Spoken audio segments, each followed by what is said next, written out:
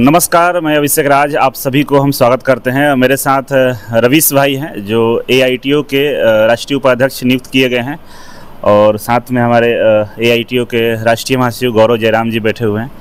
तो आज एक राष्ट्रीय कार्यकारिणी की ये तीसरा बैठक हो रही है दिल्ली में। जैसा कि आप लोगों को मालूम था कि बैठक का दौर चल रहा है, तो वैसे में हम जानना चाहेंगे सबसे पहले गौरव जी से कि जो ये पद दिया गया है हमारे रवीश सर को, तो इसको लेकर क्या आप कहना चाहते हैं? बिल्कुल सर, सबसे पहले मैं बताना चाहता हूं कि जैसा पूरा देश जान रहा है, लगभग करोड़ों बच्चे इस बात को देख रहे हैं कि दिल्ली में राष्ट्रीय कार्यकारिणी की बैठक चल रही है AITO की, और उसका आज दूसरा दिन था। कल प्रथम दिन था, आज दूसरा चरण था। और उसमें आज हमारे बीच के साथी बहुत अच्छे टीचर के रूप में और समाज सेवा दे रहे हैं भाई रवीश जी। और मैंने इनको देखा कि रेलवे ग्रुप डी मामले को लेकर के, जैसे अभिषेक जी आप दिल्ली आए और उसके बाद में रवीश जी का जो समर्थन हमको मिला, सपोर्ट जो मिला, फाइनेंशियली भी इन्होंने बहुत हम लोगों को सपोर्ट किया इस लड़ाई में, तभी हम लोग रेलवे ग्रुप डी की इस लड़ाई को लड़ पाए।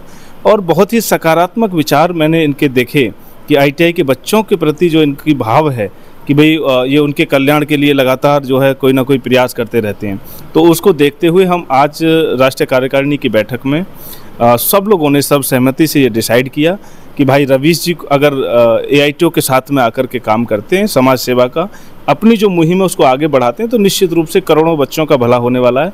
क्योंकि AITO करोड़ों लोगों की भावनाओं को जो है प्रस्तुत करने का काम आज पूरे देश के अंदर में कर रहा है। तो आज भाई रवीश जी को इस बैठक में सर्वसम्मति से राष्ट्रीय उपाध्यक्ष की पद पर जो है इनको मनोनीत किया गया है। जो मैं समझता हूं, मुझे पूरी आशा और पूर्ण विश्वास है कि भाई रवीश जी की जो एनर्जी है, जिस तरीके के इंटेंशन के साथ ये काम करते हैं, निश्चित रूप से ITI अप्रेंटिस के बच्चों के लिए और AITO के लिए बहुत ही कामयाब जो है आज की इनकी जो नियुक्ति है वो साबित होने वाली है। तो रवीश सर, आपसे हम जानना चाहेंगे कि आप बहुत दिनों से AITO के साथ जुड़े हुए थे, काम कर रहे थे, सपोर्ट कर रहे थे और हर मौके पे आपने सपोर्ट किया है। वैसे में आज AITO ने फैसला किया है कि नहीं, आपको राष्ट्रीय उपाध्यक्ष बनाया गया है, जो एक बहुत बड़ी जिम्मेवारी है। तो आप इस जिम्मेवारी को किस तरह से देखते हैं और आप इस आज जो आपके को बनाया गया है, नियुक्त किया गया है, उसमें आप क्या कहना चाहेंगे? सबसे पहले तो आप सभी का धन्यवाद कि मुझे इस लायक समझा आप लोगों ने। तो मेरा तो मानना यही है कि AITO ITI वाले बच्चों के लिए बना है। और काफ़ी सर एक्चुअली क्या है ना, ITI वाले बच्चों के सपोर्ट में कोई नहीं आना चाहता। मेन चीज़ वो है, डिपार्टमेंट काफ़ी बड़ा है लेकिन सपोर्ट में कोई नहीं आना चाहता। लेकिन AITO ने इसका समर्थन किया है, AITO सामने आया है अभी ग्रुप डी वाले मामले में भी। क्योंकि सर एक्चुअली क्या है ना, ITI में किसी के सर्टिफिकेट में दिक्कत हो जाती है, किसी के बहुत सारी ऐसी दिक्कतें हैं जो ITI वाले बच्चे फेस करते हैं, लेकिन उनके समर्थन में कोई नहीं आता। तो जो आप लोगों ने मुझे ये जिम्मेदारी दी है, तो मैं कोशिश करूंगा इसे पूरी निष्ठा के साथ निभाने का, और ITI वाले बच्चों के साथ में हमेशा से खड़ा हूं और आगे भी आप लोगों का सपोर्ट मैं करता रहूंगा। जी सर। तो ये जैसे कि आजकल ITI वाले बच्चे काफ़ी रेलवे ग्रुप डी को लेकर काफ़ी परेशान चल रहे हैं और इस पे आपका भी स्टैंड बहुत ज़्यादा क्लियर रहा है। तो क्या लगता है कि ITI छात्रों को आगे इसमें जीत मिलने की संभावना है? जी सर, पूरी संभावना लग रही है। क्योंकि अभी भी जो हमारी बैठक हुई थी, रेलवे हम मंत्रालय गए थे वहाँ पर, तो वहाँ से भी पॉजिटिव फीडबैक हमें मिला है कि ज़रूर रेलवे मंत्रालय इस पर कोई ना कोई निर्णय लेगा। तो जल्दी ही आपको कोई ना कोई पॉजिटिव खबर मिल सकती है रेलवे ग्रुप डी को लेकर के, है ना। वो जल्दी आप लोग को अपडेट हम कर देंगे। तो जल्दी आपको कोई ना कोई अपडेट, खुशखबरी मिलेगी रेलवे डिपार्टमेंट को लेकर के, चाहे वो टेक्नीशियन हो चाहे वो ग्रुप डी हो। तो ये हम लोग मीटिंग में बैठे हुए थे और रवीश भाई से मुलाकात हुई हमारी, तो आगे हम अपडेट इस पर लेकर आएंगे।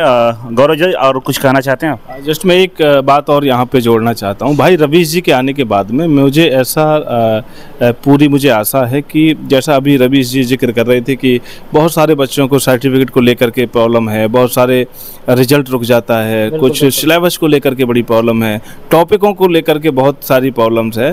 तो मैं समझता हूँ कि रवीश भाई के नेतृत्व में पूरे देश के अंदर में इस प्रकार की जितनी भी प्रॉब्लम्स हैं ITI के बच्चों के सामने आती हैं, अगर सिलेबस की कोई प्रॉब्लम्स है, किसी ट्रेड के सिलेबस में कोई प्रॉब्लम आती है, रिजल्ट जिस राज्य में समय पे नहीं आता है, वो सारी की सारी जो प्रॉब्लम्स है वो भाई रवीश जी उसका नेतृत्व करेंगे उन सारी प्रॉब्लम्स को लेकर के। और निश्चित रूप से DGT के साथ में हम लोग समन्वय बना करके उन लाखों बच्चों की जो समस्या है उसको हम लोग बहुत आसानी से सॉल्व करने का काम करेंगे। भाई रवीश जी के नेतृत्व में हम लोग आगे बढ़ेंगे।